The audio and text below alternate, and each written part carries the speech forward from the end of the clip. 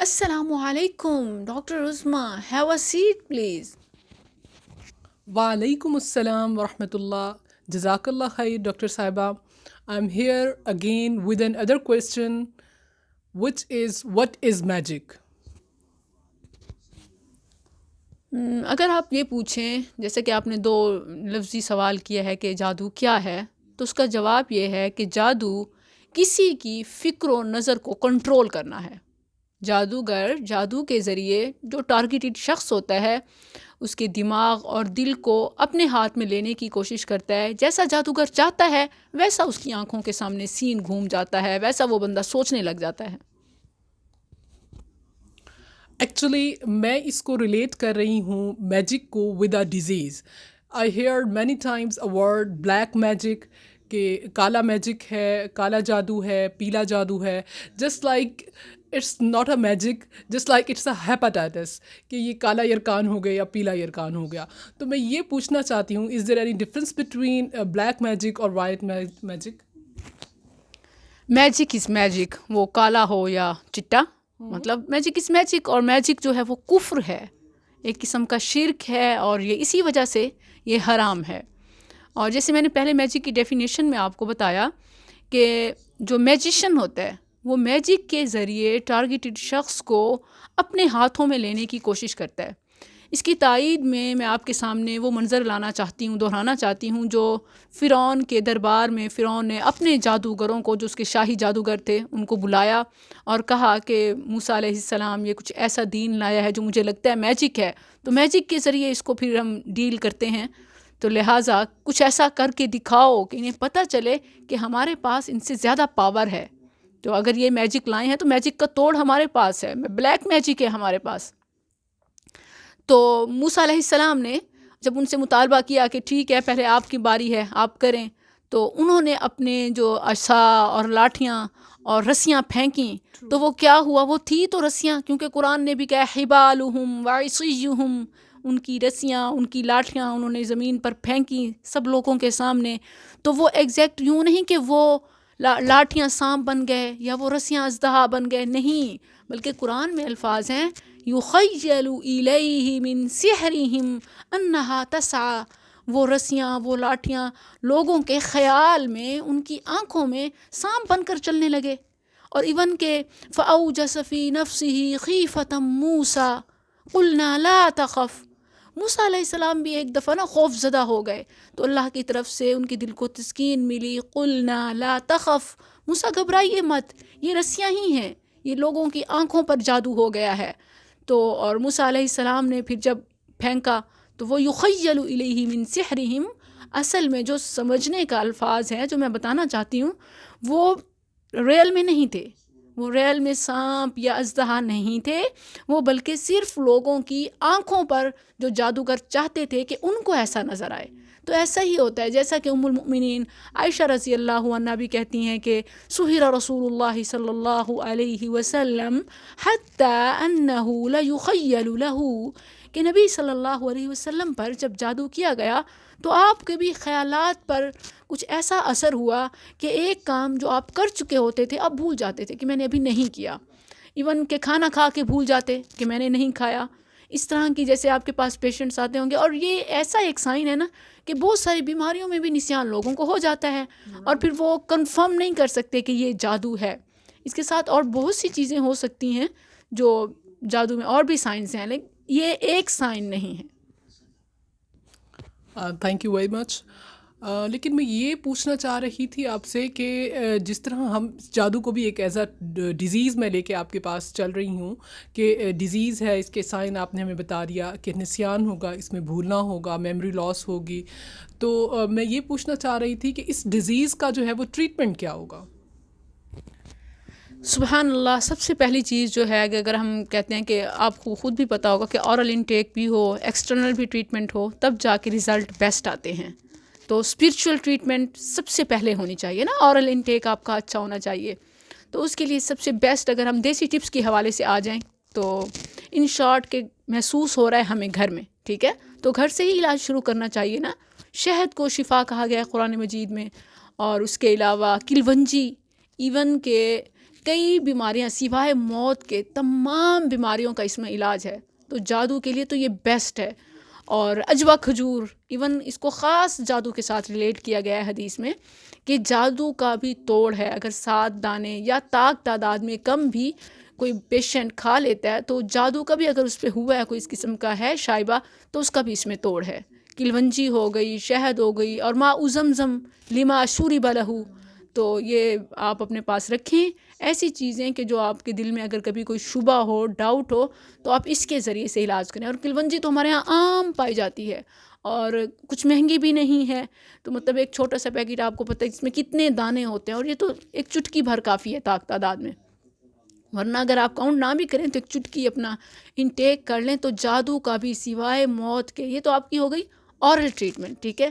اور ایکسٹرنل کے لیے بیسٹ جو صحیح حدیث سے ثابت ہے وہ بیری کے پتوں کا استعمال ہے، جس کو طب نبوی کی جو ٹریٹمنٹ کرتے ہیں، نبی صلی اللہ علیہ وسلم کی طب سے جو علاج کیا جاتا ہے، اس سے یہ ثابت ہوتا ہے. اور اس کے طریقے میں سب سے جو بیسٹ اور نمبر 1 چیز ہے وہ ہے بیری کے پتے. اور ایون حدیث میں ہے کہ یہ درخت بھی بابرکت ہے. اور سورہ نجم میں بھی اس کے لفظ استعمال ہوئے ہیں، سدرۃ المنتہا، کہ معراج پر وہ بیری کے درخت کا تذکرہ ہے. تو بیری کے پتوں سے علاج یوں ہوتا ہے کہ آپ نائٹ کے لیے فل نائٹ اس کو سوک کر دیں، اور صبح اس پانی سے اگر آپ وارم کر لیں تو بہتر ہے. اور اگر ارجنٹ آپ نے یوز کرنا ہو تو بیری کے پتوں کو پیس کے، اور اس کا جو پانی ہے، ایون کہ ٹریٹمنٹ کرنے والے حکماء یہ بھی بتاتے ہیں کہ اگر اس پانی کے 3 گھونٹ آپ پی لیں اور پھر باقی سے آپ نہا لیں تو انشاءاللہ جادو کا اثر ختم ہو جائے گا.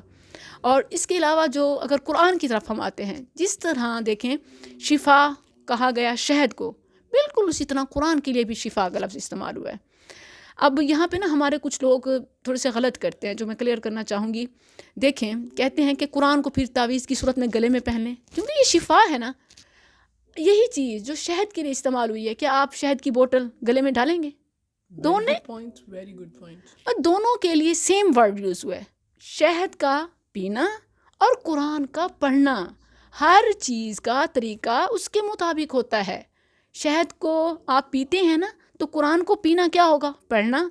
تو آپ اس کو پڑھیں گے جیسا کہ سبحان اللہ سورہ فاتحہ ہے، جو خود اٹ سیلف رقیہ شفا اس کا نام ہے، ٹھیک ہے.